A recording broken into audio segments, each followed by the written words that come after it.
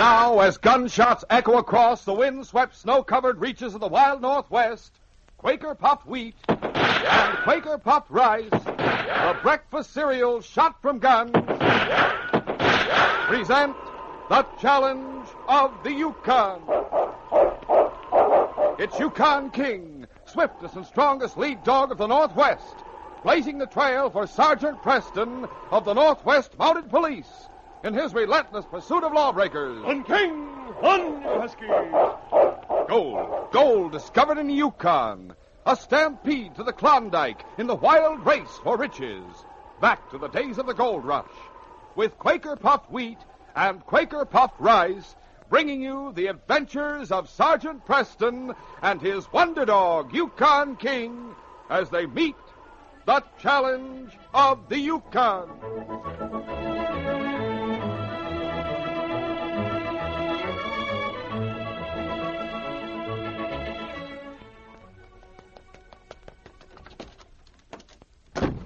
Have you got yours? Oh, yes. I've already started to build my Yukon Trail. Boy, isn't it fun? Don't you miss out. Get the cutout models of Sergeant Preston's famous Yukon Trail, offered by Quaker Puffed Wheat and Quaker Puffed Rice, the swell-tasting cereal shot from guns. No extra cost, no waiting. You'll hear full details in a few minutes.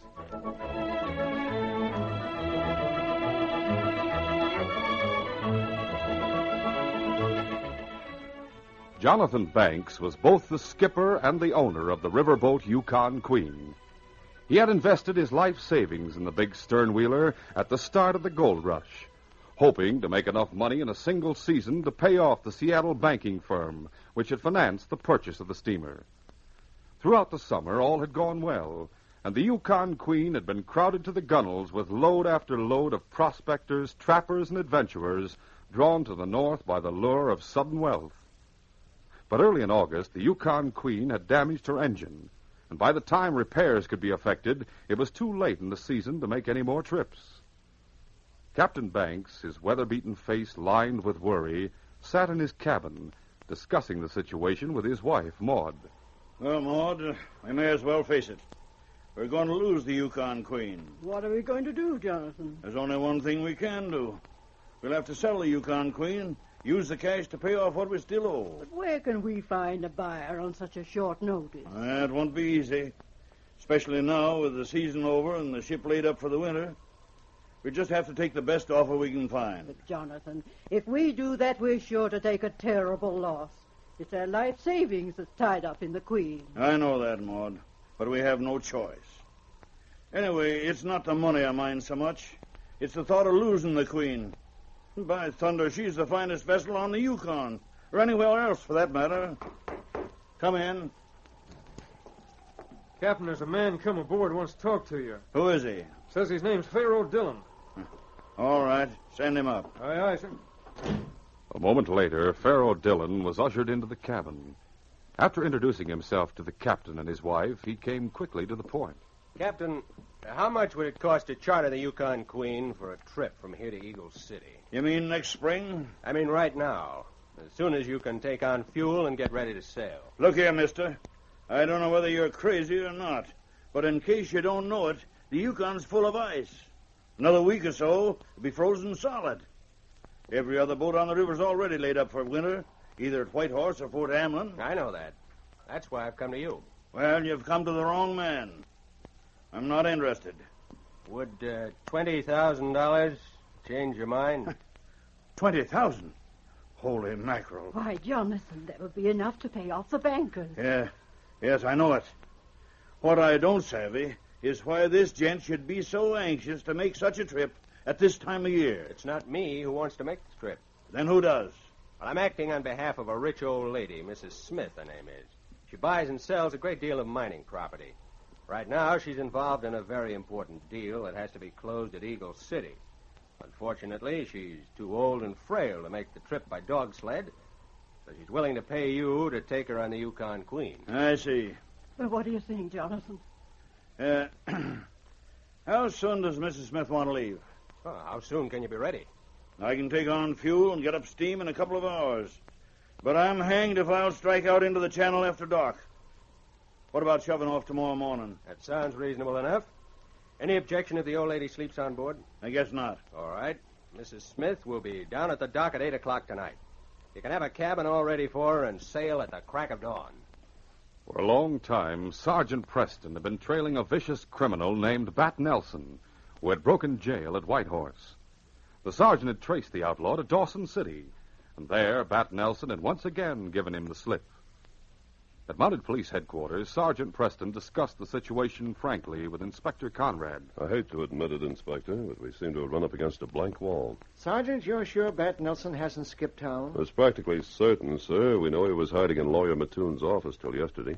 Yes, but that was 24 hours ago. Shortly after I arrested Mattoon for murder, I took King over every trail leading out of town.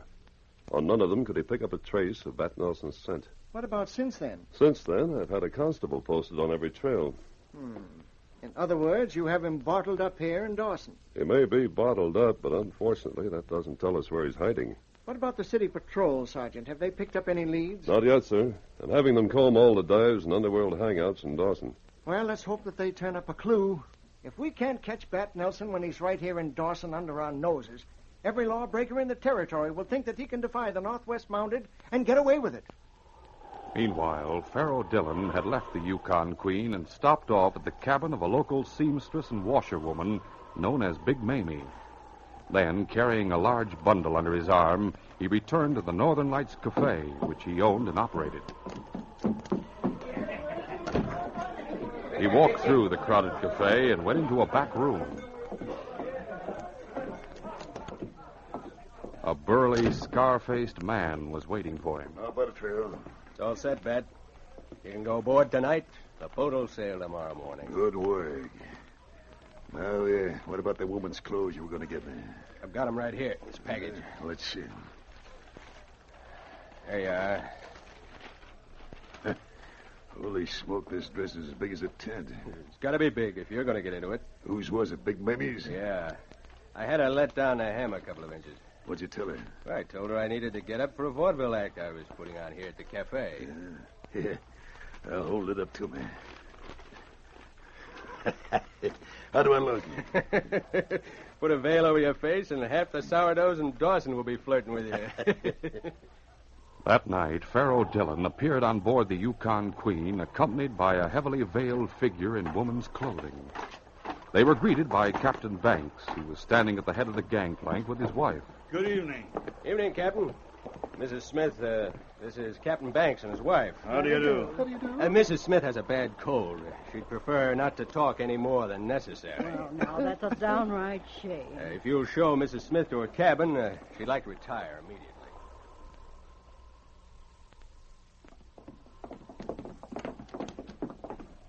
Here you are, ma'am.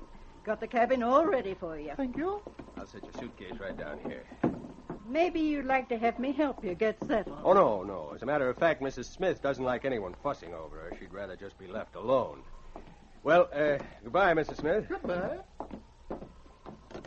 Well, I must say she's not very sociable. Oh, it's just her way. Incidentally, I forgot to tell you, she wants her meals brought to the cabin, too. Now, if you'll take me to the captain's cabin, I'll pay him the money. At daybreak the following morning, the Yukon Queen swung away from the dock and headed downriver.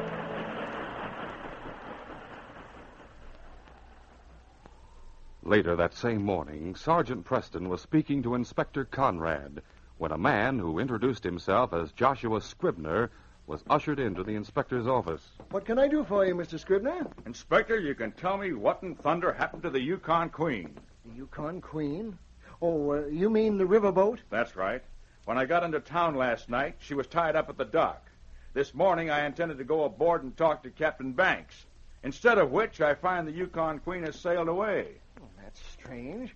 I understood that she was tied up here for the winter. So did I. That's why I came up here from Skagway. Say, don't you Mounties keep tab on the boats running in and out of Dawson? We do during the summer, but there hasn't been any traffic on the river since last month when the freeze-up started. Well, then I guess you can't tell me where the Yukon Queen was heading. I think I can, sir. Have you spoken to Captain Banks recently, Sergeant? Not recently, no, sir, but I do know that he's no fool. He's proud of the Yukon Queen. He'd never risk moving her through the ice unless he was forced to do so or paid plenty of money. What are you driving at, Sergeant? Unless I'm very much mistaken, sir, the Yukon Queen's headed downriver toward the border. And I'm willing to bet that Bat Nelson was on board when she sailed. We'll continue our adventure in just a moment.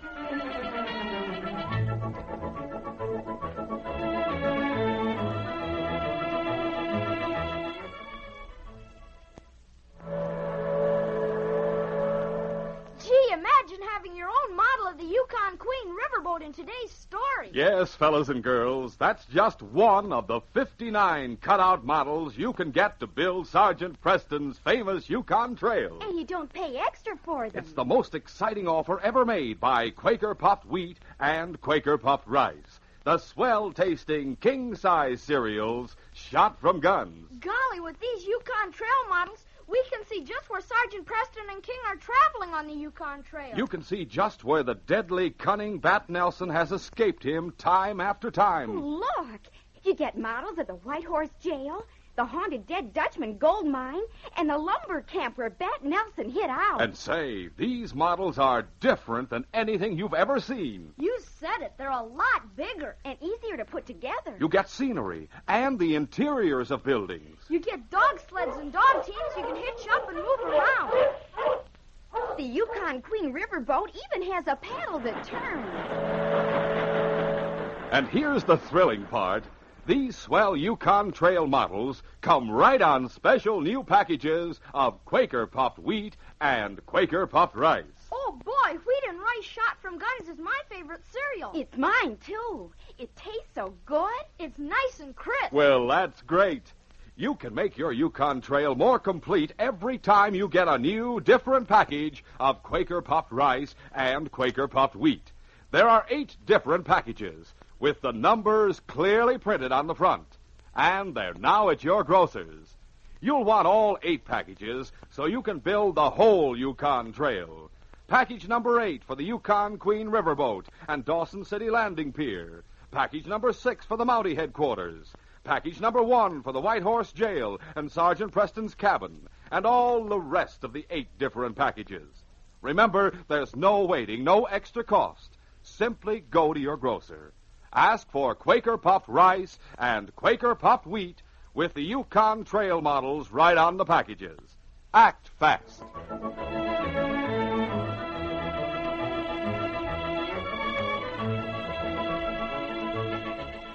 Now to continue.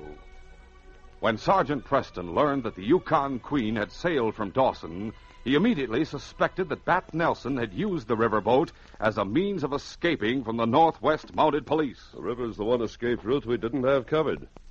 Sailing on the Yukon Queen would be an easy way for Bat Nelson to get out of Dawson and over the border. By thunder, Sergeant, I never thought of that. It's just a hunch, sir, but it would certainly explain why Captain Banks is sailing at this time of year. Sergeant, you know where the police launch is berthed for the winter. Yes, sir. Take as many men as you need to operate her, and head downriver as fast as possible. Right, sir.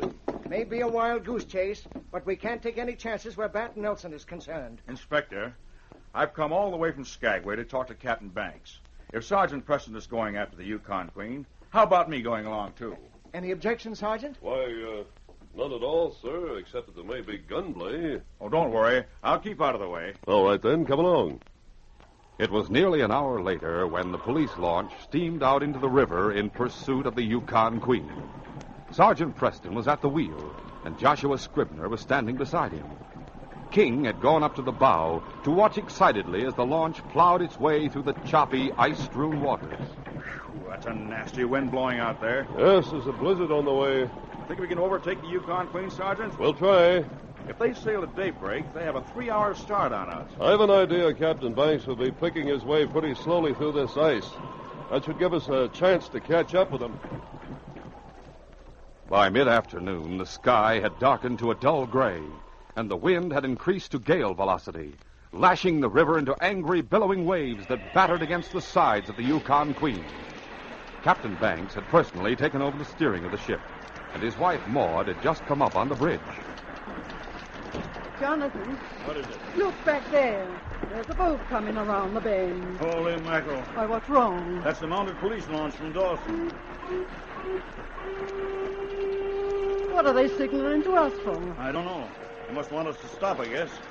Stop the engine. A few moments later, the Yukon Queen had lost her headway, and the police launch drew steadily closer to the big riverboat. Suddenly, Maud Banks glanced down the ladder leading up from the deck and exclaimed in surprise. Jonathan, look. Old Mrs. Smith is coming up to the bridge. Well, I'll be hanged. She sure looks mighty spry all of a sudden, the way she's climbing that ladder. The so-called Mrs. Smith was wearing the same heavy veils over her face that she had worn the night before.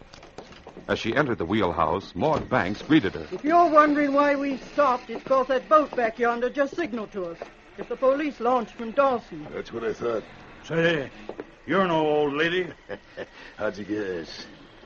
Now that you're into my little secret, I may as well rip off this veil, huh? What? Jonathan, I've seen him somewhere before. Yeah, so have I. His picture's plastered all over Dawson on police posters. Then I guess you know who I am, huh? Sure do. You're Bat Nelson. If you know that much, then you also know that I'm a bad hombre to monkey with. Huh? He's got a gun. That's right. Oh. And believe me, lady, I won't hesitate to use it on either of you if you try any false moves. Well, then, Captain, holler down that boy's tube and tell him to get the engine moving full steam ahead. Meanwhile, on the police launch, Sergeant Preston and Joshua Scribner were watching the big stern wheeler intently. Suddenly, they saw the paddle wheel begin to revolve again.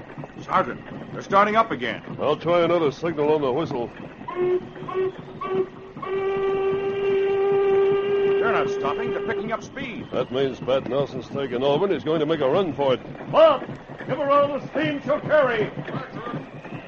The police launch was a short, stubby craft originally built for harbor work, and in speed she was no match for the Yukon Queen.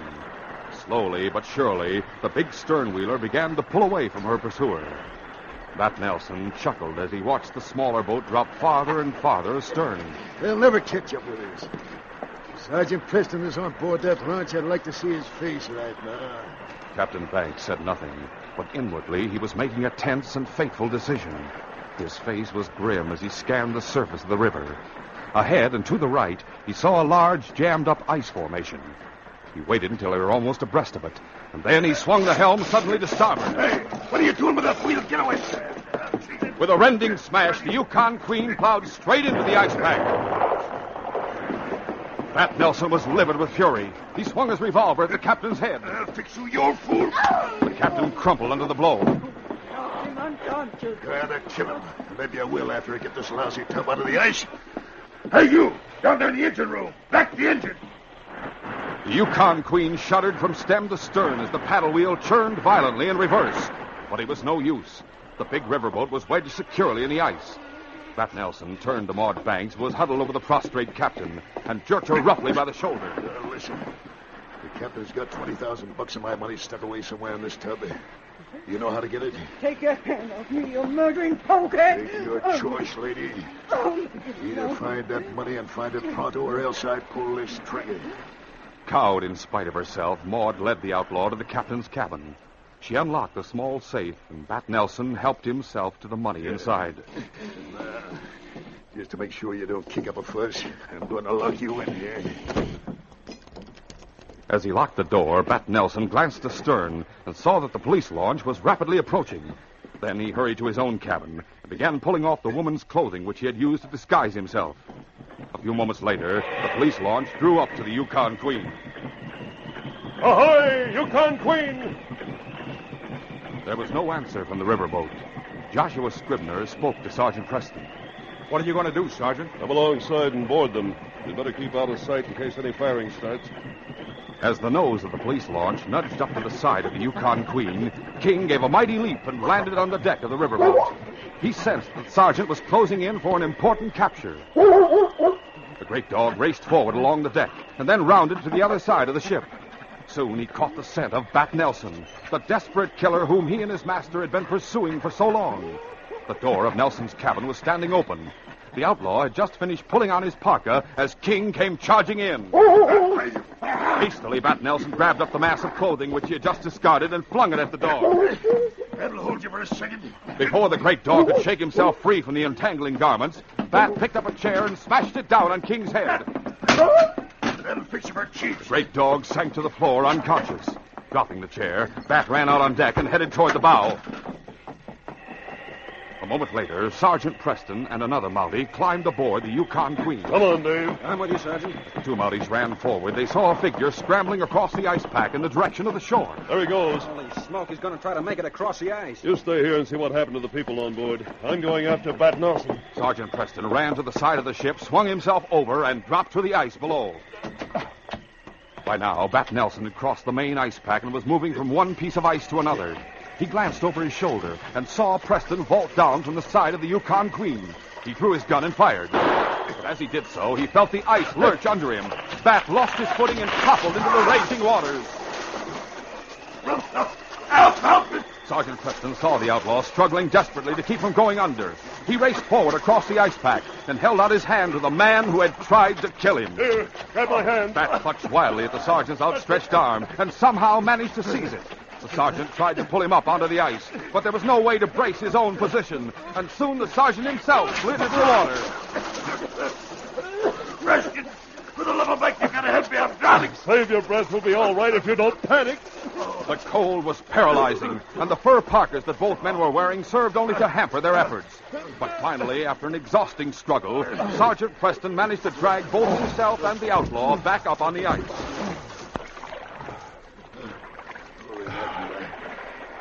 I didn't think we'd make it. For a few moments, both men lay gasping and shivering on the ice as they sought to recover their strength. Then, as Sergeant Preston struggled to his feet, Bat Nelson realized that he had escaped drowning only to face the gallows. Come on, Nelson. Get up on your feet. Sure, I'll get up. And I'll give you this. The sergeant staggered backward under the unexpected blow and almost lost his footing. But he recovered and came back fighting. So you're not licked yet, eh, Bat? Well, let's see about that. Bat was ready with another punch, but the sergeant blocked it and landed a vicious right on the outlaw's jaw. There was a look of almost crazy hatred on Bat Nelson's face as he shook off the effect of the Mountie's punch and waded back into the fray. At that moment, Sergeant Preston knew that he was in for the fight of his life. I'm going to kill you, Preston, with my bare hands. Come right ahead. In the next moment, both men seemed to have gone berserk as they dealt out blow after blow with all the desperate strength at their command. You haven't got a chance, Preston. I'll kill you yet. It was almost impossible to keep a steady footing on the ice. Finally, the sergeant slipped and went down. Instantly, Bat Nelson was on top of him. His huge hands closed around the sergeant's throat. I told you I'd kill you. With a terrific effort, the sergeant raised his knees and shoved Nelson away from him. Both men struggled to their feet. Then, as Bat Nelson rushed at him again, Preston caught the outlaw squarely in the face with a smashing right. The outlaw tottered and went down like a felled ox. Somehow, he managed to get up, but his legs were rubbery and his eyes were glazed. Again, he lunged at Preston, and again the Mountie's fist sent him sprawling. This time, he stayed down. Had enough, Bat? Yeah, I had enough. Don't hit me again. And hold out your hands while I put on the handcuffs. It's the end of the trail for you, Nelson. You're under arrest in the name of the Queen. Later, on board the Yukon Queen, Sergeant Preston learned from Captain Banks and his wife how Bat Nelson had tricked them by disguising himself as an old lady. He also learned about the dramatic events that had taken place aboard the riverboat after Bat Nelson had seized command. That was a brave decision you made, Jonathan, steering your ship into the ice pack. I don't know how brave it was, but it turned out to be mighty painful. I'm still seeing stars from that rap on the head Bat gave me. King knows just how you feel. He got the same treatment. Well, I reckon we both survived, won't we, King? Just the same, I sure don't feel like cheering. So what's wrong? Well, now that it turns out that $20,000 Bat paid us was stolen money, we won't have enough cash to pay off the bankers, which means we'll have to sell the Yukon Queen. Maybe not, Jonathan. What do you mean? Well, for one thing, you've got a $2,000 reward coming to you for the capture of Bat Nelson. You're the one who captured that critter, Sergeant. As a police officer, I'm not allowed to accept a reward. Besides, Bat would have gotten away if it hadn't been for what you did. So the money's yours, Jonathan. Well, that's mighty nice of you, Sergeant. But even so, I'm afraid $2,000 won't do us much good. Even if we could scrape up enough money to stall off the bankers, Yukon's Queen still has a smashed-up bow. It'll cost at least $5,000 just to repair the damage. The reward's just one item. Besides that, Mr. Scribner here has come all the way from Skagway to offer you a contract. A contract? That's right, Captain. You see, I represent the Lodestar Mining Syndicate. We'd like to charter the Yukon Queen for the whole season. I'm sure we can agree on a price. But you heard the situation I'm in. I need money immediately. Money for repairs. Money to pay off the bankers. That can easily be arranged. I'll advance you whatever sum you need. And when the contract's signed, well, we'll consider that the first payment on the deal. Oh, Jonathan, then we won't have to lose the Queen after all. By Juniper, I guess we won't at that. Feeling better now, Jonathan? I'll tell the world I do, Sergeant. I feel like a new man. Well, then, I guess the only thing that remains is to take Vat Nelson to jail. He sure isn't looking as tough as he looked half an hour ago, the ornery sidewinder. I guess that lambasting you gave him out on the ice took the starch clean out of him. He gave me the roughest fight I've ever been through. And the whole case has been just as bad ever since he broke jail at Whitehorse. All in all, Jonathan, capturing Bat Nelson's been the hardest assignment King and I have ever tackled. We're both very glad this case is closed.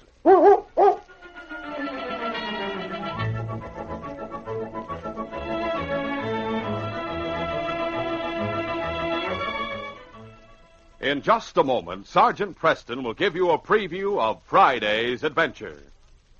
Hurry, fellas and girls. Grocers now have the new Quaker Puffed Wheat and Quaker Puffed Rice packages with the thrilling new Yukon Trail cutouts. There are 8 different new packages, each one clearly numbered on the front. You get 59 bigger, easier-to-put-together models. Models of the Yukon Queen riverboat, where Sergeant Preston had a fight to the finish with Bat Nelson. The Dawson Trading Post, Wells Fargo office, the haunted Dead Dutchman gold mine, lumber camp, wild Yukon animals, just to name a few. So hurry to your grocers. Ask for Quaker Puffed Wheat or Quaker Puffed Rice, the famous cereal shot from guns. Yes, actually exploded up to 8 times normal size to make 'em bigger and better tasting. And full of bang-up nut-like flavor. Get going. Build your complete model Yukon Trail from Whitehorse to Dawson City right away. The models come only on the big red and blue packages of Quaker Puffed Rice and Quaker Puffed Wheat. The original, crisp, fresh, shot-from-gun cereal that is never sold in bags or bulk. Listen Friday when Sergeant Preston and Yukon King meet the challenge of the Yukon in the case of Uncle Joe's luck. When old Joe Findley's luck changed and he struck it rich, I was as happy as he was because he could share his good fortune with young Larry Findley and his wife. Old Joe set out to see them at Selkirk, but never reached there. Before we found out what happened to Uncle Joe, I found myself facing a killer's gun. Be sure to hear this exciting adventure Friday. These radio dramas, a feature of the Challenge of the Yukon Incorporated, are created by George W. Trendle, produced by Trendle Campbell Enterprises, directed by Fred Flowerday, and edited by Fran Stryker. The part of Sergeant Preston is played by Paul Sutton. They are brought to you every Monday, Wednesday, and Friday at the same time by Quaker Puffed Wheat and Quaker Puffed Rice, the breakfast cereal shot from guns.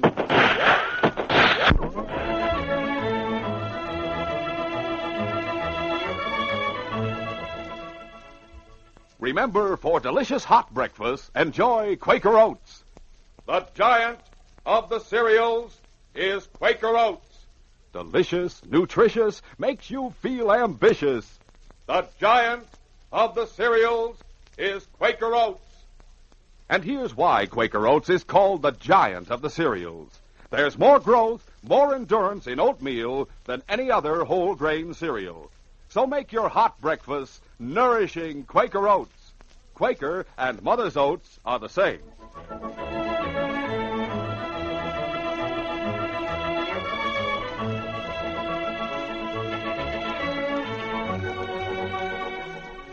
This is J. Michael wishing you goodbye, good luck, and good health from Quaker Puffed Wheat and Quaker Puffed Rice. So long. This is ABC, the American Broadcasting Company.